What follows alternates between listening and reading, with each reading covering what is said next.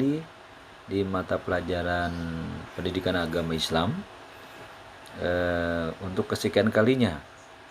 Ya, hari ini kita akan memasuki pelajaran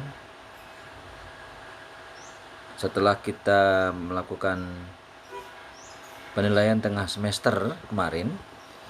Hari ini kita sudah memasuki mata pelajaran untuk bab ketiga. Jadi kalian bersiap diri untuk materi pelajaran bab ketiga ini. Kita lihat sekarang. Nah, jadi bab 3 ini adalah bab toharoh. Toharoh. Apa itu toharoh? Nah, sebelum kita mulai pembelajaran, sebaiknya kita berdoa dulu. Semoga Allah Subhanahu wa taala memberikan kepada kita kesehatan, ya, panjang umur, murah rezeki, dan terhindar dari virus COVID-19, ya. Nah, ini nanti virus COVID-19 ini ada kaitannya dengan toharoh. Kita berdoa dengan membaca surat Al-Fatihah. Al-Fatihah. A'udzubillahi minasyaitonirrajim. Bismillahirrahmanirrahim. Alhamdulillahirabbil alamin, arrahmanirrahim, maliki yaumiddin. Iyyaka na'budu wa iyyaka nasta'in. Ihdinas siratal mustaqim. Shiratal ladzina an'amta 'alaihim ghairil maghdubi 'alaihim waladdallin. Amin. Ya, anak sekalian, sebelum mengikuti pelajaran, sebaiknya kalian daftar hadir dulu ya, masing-masing kelas. Kelas 7A, B, C, D, E, F, G, H, dan 7 terbuka. Ya, link absennya diisi dulu, ya, jangan sampai tidak diisi, karena itu nanti akan Fajar kasih salin ke daftar hadir, ya, kalian. Toharoh. Nah, untuk mempelajari bab ini kalian lihat, ya, kalau kompetensi inti ini udah semuanya ya, di dalam materi pelajaran. Itu yang pertama, menghayati ajaran agama Islam yang dianut kalian. Menghargai dan menghayati. Yang kedua, memahami pengetahuan tentang faktual, konseptual, dan prosedural berdasarkan keingintahuan tentang ilmu pengetahuan, teknologi, seni, budaya terkait fenomena dan kejadian nampak mata. Ya, kayak itu tuh. COVID-19 itu ilmu pengetahuan tuh masuknya. Nanti ada kaitannya nggak dengan toharoh? Ya, coba kita lihat nanti. Yang ketiga, mencoba mengolah, menyaji dalam ranah konkret, menggunakan, mengurai, merangkai, memodifikasi, dan membuat, dan ranah abstrak. Abstrak itu nggak kelihatan ya, ditulis, dibaca, dihitung, digambar, dikarang sesuai yang dipelajari di sekolah, dan sumber lain yang sama dalam sudut pandang teori. Jadi kalian harusnya toharoh ini, tadi kan Fajar kasih bilang pasti ada kaitannya dengan kebersihan. Kebersihan itu terkait juga dengan COVID-19, ya. Nah, kompetensi dasar yang harus kalian miliki dalam materi bab 3 ini, yang 1.4, melaksanakan bersuci dari hadas besar dalam kehidupan sehari-hari. Kalau kita lihat di sini, yang disebut dari hadas besar ya dalam kehidupan kita. Nah, nanti juga disebut dengan tentu saja nanti akan dijelaskan hadas kecilnya seperti apa, ya. Bukan hanya hadas besar saja, tapi hadas kecilnya. Yang kedua atau 3.5, memahami ketentuan bersuci dan dari hadas besar. Ya. Ketentuannya apa aja tuh? Ya. Kalau tadi yang di atas melaksanakan, prakteknya. Yang kedua nih, apa ketentuannya dalam bersuci itu? Untuk menghilangkan hadas kecil dan hadas besar. Harus paham itu. Paham berarti memiliki ilmu pengetahuan, ya. Paham berarti memiliki ilmu pengetahuan tentang bagaimana cara bersuci, bagaimana cara menghilangkan hadas kecil dan hadas besar, ya. Yang ketiga atau 4.3, praktikannya, praktik nih, praktik bagaimana cara bersuci, ya. Bersuci itu di dalam Islam ada berapa jenis? Nah, nanti di situ dilihat, ya. Ada berapa jenis? Bersuci dari hadas kecil dan hadas besar.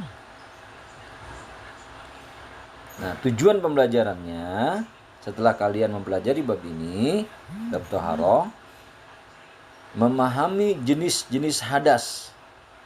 Paham berarti tahu jenis-jenis hadas itu.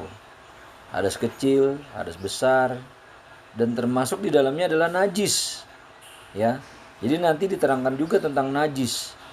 Apa beda najis dengan hadas? Nah, nanti dijelaskan. Itu harus tahu, harus paham.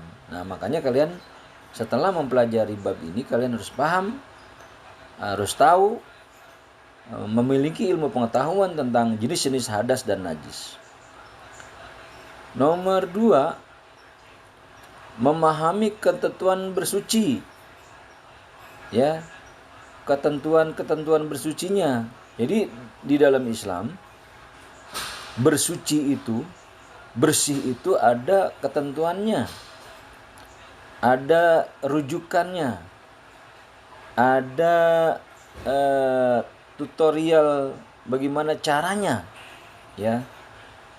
Mulai dari pengertian, ada hukumnya, ada sebab-sebabnya, ada syarat-syaratnya, ada rukun-rukunnya, ada sunnah-sunnahnya yang ada di dalam sunnah Rasulullah Sallallahu Alaihi Wasallam. Dan tentu saja sumber hukum yang pertama dan utama dalam Islam itu adalah Al-Quran. Ya, jadi kita bersih-bersih itu, ya, bersih-bersih, melaksanakan kebersihan itu tidak asal, ya. Ada petunjuknya dari Al-Quran, dasar hukumnya, dan dari sunnah Rasulullah SAW. Yang ketiga, prakteknya, ya. Jadi praktek kalian nanti, karena dalam kehidupan sehari-hari kita tentu saja akan menemukan hal-hal yang terkait dengan hadas dan najis. Nah, yang paling utama di sini nih, lihat nih, hukum, dasar hukumnya, maksudnya dasar hukum Thaharah, ada di dalam surat An-Nisa, surat keempat ayat 43. Coba perhatikan dan dibaca. Yuk kita bareng-bareng kita baca sama-sama. 1, 2, 3. A'udzu billahi minasyaitonir rajim. Bismillahirrahmanirrahim. Ya ayyuhalladzina amanu la taqrabus shalah wa antum syukara hatta ta'lamu ma taqulun wa la junba illa abirim sabili hatta tagtasilu wa in kuntum marda aw ala safarin aw jaa ahadim minkum minal ghaid aw lamastumun nisa falam tajidu ma'an fatayammamu sa'idan thayyiban famsahu biwujuhikum wa aydikum innallaha kana ghafurun ghafura. Shadaqallahul adzim. Nah, ini ayat yang terkait dengan Thaharah sebagai dasar hukum Thaharah. Artinya, wahai orang-orang yang beriman, janganlah kamu mendekati sholat ketika dalam keadaan mabuk. Ya, mabuk itu berarti hilang akal. Sampai kamu sadar apa yang kamu ucapkan. Jadi orang mabuk itu umumnya bicaranya ngaco, ya kan? nggak ada arah ngelantur. Nah, kalau bicaranya sudah dia pahami sendiri, berarti dia sudah sadar. Jangan pula kamu menghampiri masjid ketika kamu dalam keadaan junub, kecuali sekedar melewati jalan saja. Ya, jadi maksudnya dalam keadaan junub itu dalam hadas besar. Ya, ini untuk orang yang sudah menikah, ya, menjadi suami istri. Dalam keadaan junub, jadi tidak boleh seorang orang itu jalan atau masuk ke dalam masjid, nggak boleh dalam hadas besar, kecuali hanya untuk lewat saja, ya. Nah, bagaimana menghilangkan hadas besar itu? Di sini terangkan dengan mandi junub, ya, mandi hadas besar. Adapun jika kamu sakit, nah ini dia nih. Nah, ini rukhsah nih, keringanan. Atau sedang dalam perjalanan, ya, berat itu jangan sampai kita terkena. Yang ringan saja, ya, jangan sampai ada di dalam diri kita, ya.